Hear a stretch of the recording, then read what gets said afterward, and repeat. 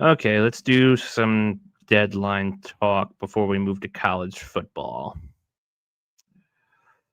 Got all the trades up. We got 1, 2, 3, 4, 5 trades of note. Let's get to the first one. The Cowboys got Logan Wilson for a 7th. Who called that one?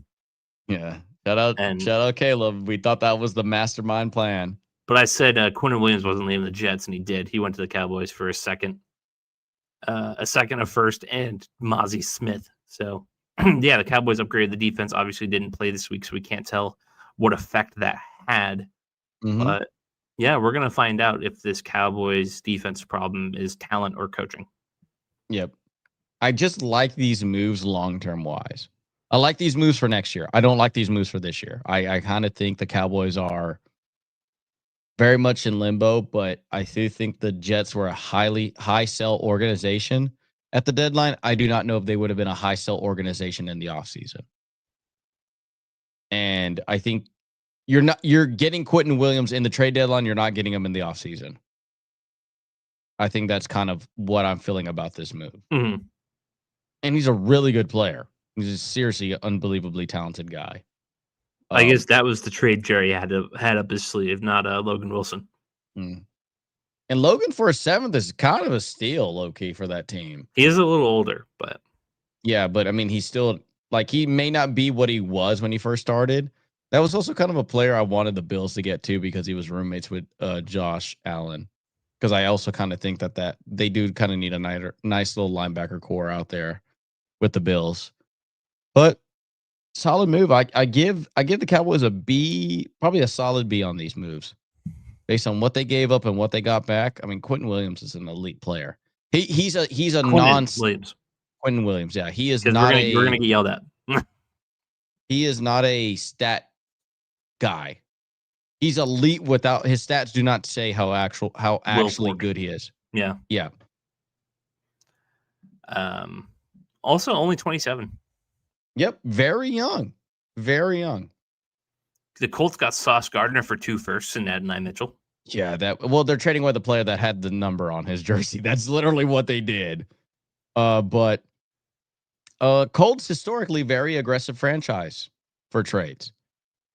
And glad to see that the Irsay mindset passed down to his daughters to go out and do this. I highly commend that. It is a huge issue for that team was their defensive backs. You get a really good elite defensive back for 2 first-round picks. And I heard a take, and I believe it's from Colin Cowherd. There's not a receiver shortage, and there's not going to be a receiver shortage at any time soon. You're seeing teams with 1As and 1Bs. And there are some third stringers or starters sometimes at other places. You're having a cornerback shortage big time in this league.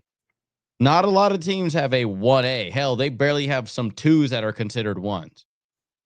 And for you to go out and go get a clear stud, a clear elite player at a very limited position, a very rare position, those 2 first-round picks will never be Sauce Gardner. And knowing that the Jets are picking it, I know they ain't going to be Sauce Gardner. And that's also kind of the thing that I love about this is take advantage of a poverty franchise. I could give the Jets all 32 first-round picks. I know they will never win a Super Bowl. Why not? And the only thing, because I believe that's the only other players that we're going to talk about for the Jets-wise, how in the hell do you not trade away Garrett Wilson? You trade away untouchable even Sauce Gardner. How the hell do you not trade away Breece Hall and you trade away Sauce Gardner and Quentin Williams? You don't trade away Johnson, but you trade away Williams. How? What? Like, here's the thing. I think it's also a game of like chicken. Like the Jets won't go out and tell people that these guys are available. They want them to call them. And I don't think teams are going to call them because like, why? Like, can you imagine any team outside of that wasn't the Chiefs and like, well, I'm not going to call for Breece Hall because I'm not going to get him. The Chiefs are going to get him. But then what if the Chiefs just don't call? That means that player's just available. Chiefs should have called. They are unbelievably stupid. I am F grade for the Chiefs. How do you not get Breece Hall? How? Jacoby Myers went for a 4th-round pick.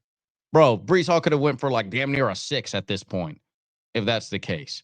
There's no way. There's no way that he was that free, that open, that they were willing to move on from him, and you chose not to do anything about it. F grade. F grade for the Jets that they didn't move on for him. F grade for the Jets to, like, not even get rid of Garrett Wilson either. Like, you're not even using him. Why are you keeping him? Like, it's How many throws did Justin Fields have? Like 7? And that's a high watermark. Like, I don't care how many picks the Jets get. The players that you needed to get rid of are still on this team. And what you're going to become with those picks anyway. And you're not even going to do shit with the players you kept on your team anyway. They're going to walk. The only way Breece Hall, who's a running back. What does that mean? He ain't getting no second contract from the Jets. They wasn't winning with him. He'll be a free agent this year. And wow, what is one thing that I said I hate about teams? Letting assets walk for free.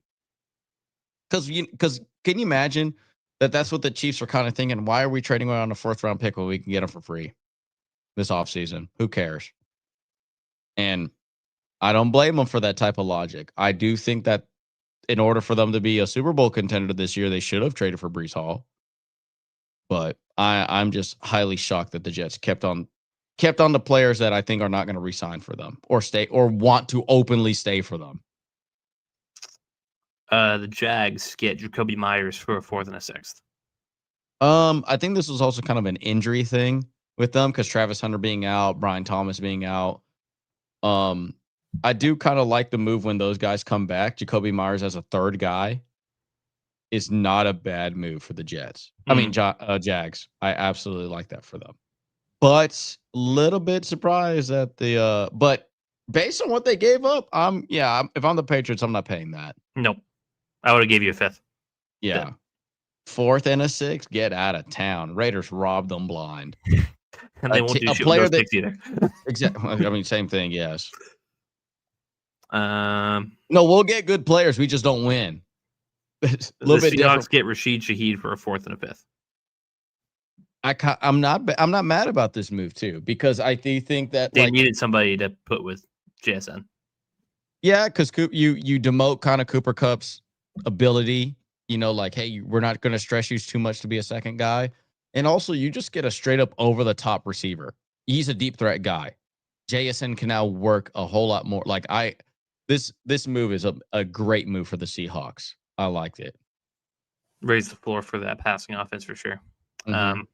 Lastly, the Chargers get some OT help with Trevor Penning. They said it's in the 6th. Didn't quite have any effect tonight, but yeah, decent little pick. I mean, 6 for Trevor Penning is nice. The only concerns that I have for all of this was how the hell is Olave did not get moved? How the hell did Jalen Waddle not get moved? How, like, these guys were openly on the market.